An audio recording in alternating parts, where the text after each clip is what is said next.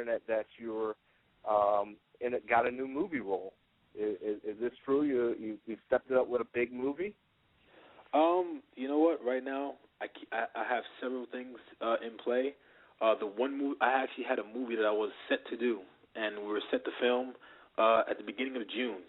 And what happened was, because of the arrest in Columbus, the investors were scared off because they didn't because they didn't understand. They actually thought, they were like, wait a minute, the guy that we met was a really cool, awesome guy, and was really nice, down to earth.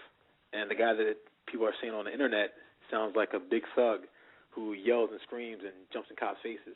So they kind of pulled out from the film, and subsequently I had to lose that role, which was a real, it was a real heartbreak. But at the same time, you know what I'm saying, I understand the position from a businessman standpoint. You know, from an emotional standpoint, I was pissed off, but from a businessman standpoint, I totally understand. Right now, currently, my agent and my manager, we're all working on 3 other movies right now that I'm 2 that I'm trying to get into, 1 that's trying to be made. You know what I'm saying? But it's all in the air. Hollywood and wrestling, the Hollywood business and the wrestling business they're not very similar, but you know, it's the same dreams. You know, you have a million people trying for one dream. You know, and you might not get a role because you're too tall, you're too short, you're too dark, you're too light, you look too good. I actually got told that on one of my auditions. I went for an audition, and the girl was like, "Wow, you're just too gorgeous." And I was like, "Okay." She's like, "No, yeah, we were looking for somebody who was kind of fat and kind of ugly, and you're just not gonna fit that role." I was like, "No, I can be ugly. Don't worry. I just gotta, you know, just let me grow the facial hair a little bit. I'll get grimy, bitch." So, but nah, it's, you know, it is what it is, man. You know what I'm saying? So it's a hard beast to manage. All right, fair enough. And I want to get into a little bit of your comic here. Can you break that down here? We've got the 4 Horsemen. I guess that's more of a biblical than a wrestling reference. But can you tell us a little bit about that? Well, you know, it's kind of funny, man, because you can tell who doesn't read and who do read. Because, you know, when you mention things like the 4 Horsemen, the first thing people say is wrestling. I'm like, you know that book you be throwing at me all the time, the Bible? They're in there too. And they're like, no, they're not. Oh, yeah, they are. You know, so people don't really get that reference. They automatically assume it has to do with wrestling, and I'm like, no, it's more of a biblical thing. They're like, are you sure you didn't steal that from Ric Flair?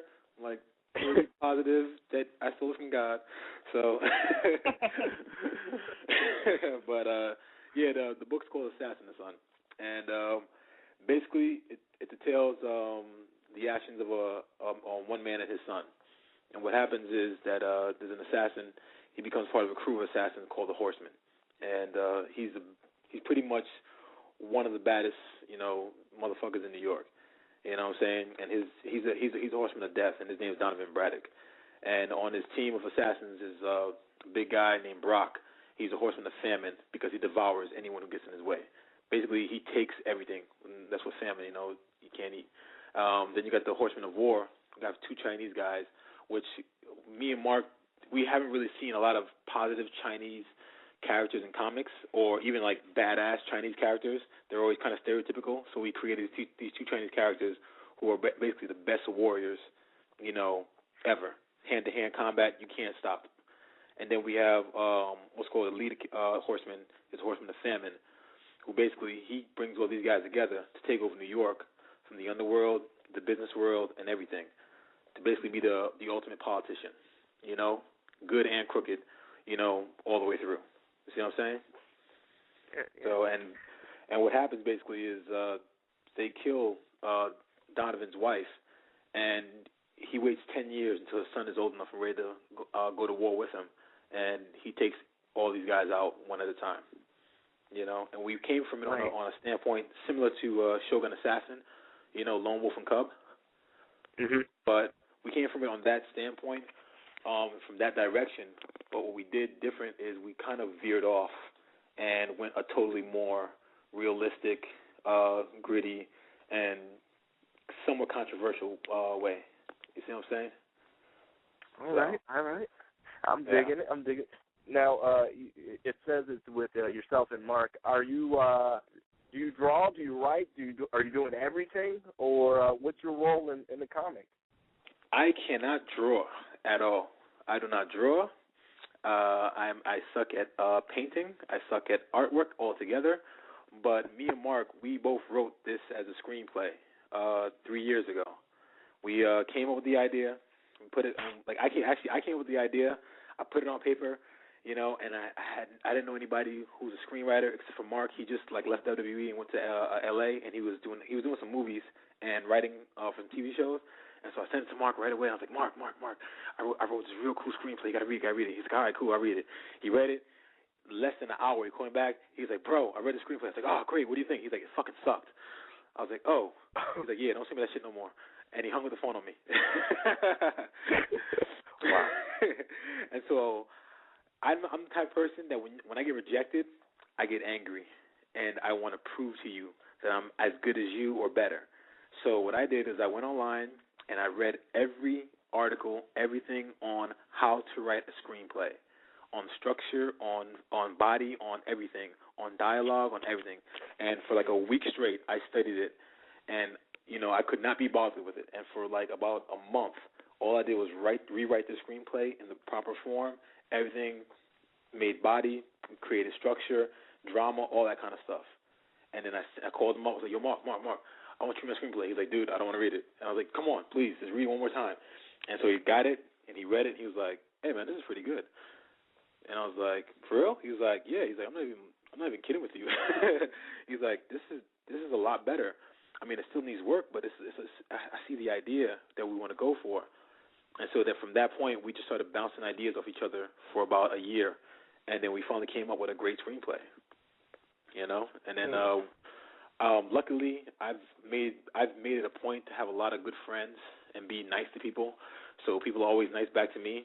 And I had a lot of friends. I still have a lot of friends in the Hollywood business who are producers, and agents for Warner Brothers, what's called Paramount and stuff like that. So I let some of them read it, and when they read it, they were like, "Man, this is amazingly good," for two wrestlers to write, because they pretty much people hear wrestler, they think dummy, So. Okay. Right. Well, I mean, a lot of people in normal society, they hear you used to be a professional wrestler, and the first thing that comes to their mind is this guy is taking a chair to his head. You know what I'm saying? And they think of less intelligence. When honestly, wrestling fans are some of the smartest fans I know. So right. Kind of weird how we're portrayed like that. But they read it and they thought it was good, and a lot of people wanted to produce it. But I wanted Vince to read it, and so on a trip to Iraq, Vince read it and he liked it. And, we had some talks about it, but, just at our last, discussion about it, he understood how I felt, I understood how he felt, and he walked away from it, and I walked away from it, still being happy with the situation, and me and Mark started talking, and we actually got a couple of people to, sign on to it, fully, and they wanted to invest it, and they wanted to give us $50,000 for it. And so then right before we were about to sign the contract, me and Mark were like, wait a minute, they're trying to shove us, literally the guys that we're gonna sell it to, we're talking to them about the script. I'm like, yeah, everything sounds really good, but you know what? Maybe we should take these Asian characters and make them white, because that'd be a lot better. Yeah.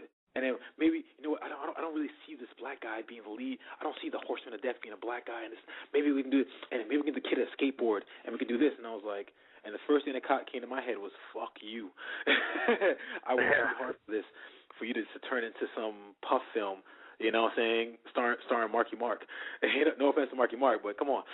You know what I'm saying? And it was like, me and Mark we both kind of came to agreement. Was like, yo, man, I don't want what we worked so hard on, a deep film about, morals and life and all that kind of stuff, to be turned into a puff film.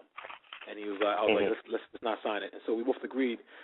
And it was lucky that we did, because one of my boys was working with a comic company, and he actually, hooked us up with it and was like, yo, we'll turn it into a graphic novel and make it happen. So that's how we're here. Absolutely. And from here, when and how will fans be able to get their hands on this graphic novel? Well, see, that's the best thing. Book 1 is already completed, and Book 2, the art is already completed on that as well. Right now, we're waiting to submit book one into Diamond, the publisher.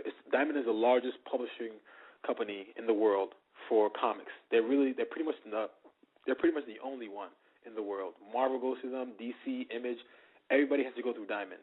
And what we're doing right now is we're submitting to Diamond, I think book one in the next 4 weeks, and then it goes through a process of 2 to 3 months where it goes to a catalog and you can order it. So starting roughly around September, you can be able to order it from your local comic book store and stuff like that, and from Amazon and things like that. But it's just basically taking time because we've had so much. My main artist is a great artist named Eder, and he's in Brazil. And right when book one was almost done, there was a big mudslide in Brazil, and it took out all of his equipment, like art, computers, everything. So we had a scheduled date for June for the deadline, and we were going to release book one in June, but because of that mudslide, we literally had to put everything on hold, stop everything.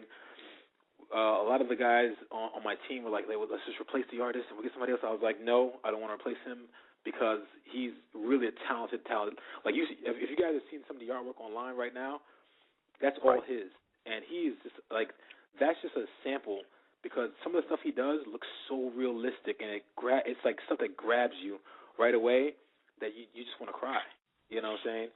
So we stayed with him, and we moved the date back a little further to September, October, just to help him out, and it's been a pleasure, man.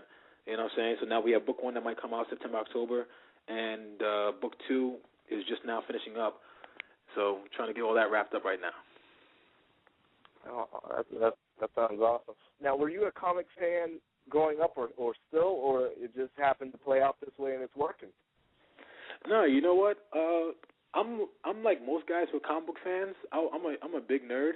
The only difference with me is instead of reading about being a superhero, I wanted to turn myself into one. So, I kind of like me and Shelton are both big Thundercat fans. Like Shelton Benjamin, we're both big Thundercat fans. And when we watch cartoons like that, we wanted to be Lion-O and Panthro and stuff like that. You know what I'm saying? We want to be superheroes running, jumping over cliffs and picking up heavy stuff and throwing them. You know what I'm saying? So I've always been a comic book fan, and it's kind of molded me into who I am as a person. Now, are you gonna check out the reboot? They're rebooting Thundercats and Cartoon Network. Are you gonna check that out? You know what? I'm gonna check it out, but I'm not gonna call it a reboot because it's not. Everybody keeps on saying because me and Sheldon both agree on this. Everybody keeps on saying, "Oh, it's a reboot, it's a reboot, it's a reboot." A reboot means that they erase everything in the past and they just start and they try to replace it with something brand new. But the thing I like about this series, from what I saw from the couple of trailers that I saw, because I'm a big comic book fan, I go on a bunch of different comic book websites, you know what I'm saying, and I read stuff about me sometimes, and I'm like, I didn't say that, and I think it's funny, but and I'm like, oh yeah, fans like me, and I'm like, this guy's a dick, but no, but it's like I've seen a lot of the stuff, and they're not really rebooting it, they're continuing it. So basically, they're telling us what happened all these years that we haven't been watching the show. Their universe has still been progressing, and they're not trying to replace Lion-O. They're just giving him descendants. You know what I'm saying? Which I think is really cool. All right. That I dig. Now let me ask you this. We talk about your comic book growing up. Let's spin it right back to wrestling real quick. Wrestling fan growing up, or walked into it as well? No, I was a huge wrestling fan. I'm from Brooklyn, New York, man. Madison Square Garden. My father used to take me and my little brother there. Well, I call him my little brother. He's my older brother, but I call him my little brother because I'm bigger than him.